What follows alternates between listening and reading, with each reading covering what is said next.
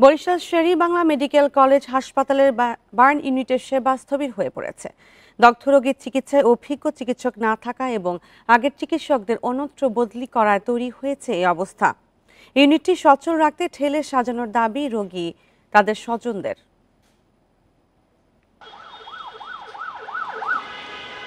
2015 সালে Barishal Sher-e-Bangla medical college হাসপাতালে চালু করা হয় বার্ন ইউনিট। 2020 সালে চিকিৎসক সংকটে বন্ধ হয়ে যায় সেটি। 2021 সালে ঝালকাঠিতে লঞ্চে আগুনের ঘটনার পর ঢেলে সাজানো হয় এই ইউনিটটি। সম্প্রতি এই ইউনিটের 2 জন চিকিৎসকের পদোন্নতি দিয়ে বদলি করা হয়। এতে আবার স্থবির হয়ে পড়েছে চিকিৎসা ব্যবস্থা। চিকিৎসক সংকটের কারণে প্রয়োজনীয় সেবা পাচ্ছেন না রোগীরা। আগুনে পুড়ে গেছে, আমরা নিয়ে এসেছি, আমাদের ভর্তি করা হয়েছে শিশু সার্জারিতে। বার্ন ইউনিটের রোগী এখন রাখা হয়েছে শিশু সার্জারিতে। ডাক্তার না দিয়েই ডাক্তার এখান থেকে নিয়ে যাচ্ছে, তাহলে এই রোগীর কে চিকিৎসা দেবে? কে দেবে? দেখেন কত মানুষ, কত রোগী হাহাকার করতেছে চিকিৎসার অভাবে। বর্তমানে এই ইউনিটে চিকিৎসকের 8টি ও কর্মচারীদের 10টি পদ শূন্য।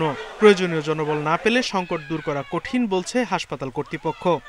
দক্ষিণাঞ্চলের জন্য যে ধরনের বার্ন ইউনিট বা যে পরিসরের বার্ন ইউনিট দরকার সেটা তো আমাদের নাই। তো আমরা তো অবশ্যই সবসময় চাই আমাদের বার্ন ইউনিটটা আরও সমৃদ্ধ হোক এবং সেটার জন্য আমাদের কার্যক্রম চলতেছে। একটা আলাদা বার্ন ভবন হওয়ার কথা, সে কার্যক্রম চলতেছে। বার্ন ইউনিটে এ পর্যন্ত 7,000 অগ্নিদগ্ধ রোগী সেবা পেয়েছেন।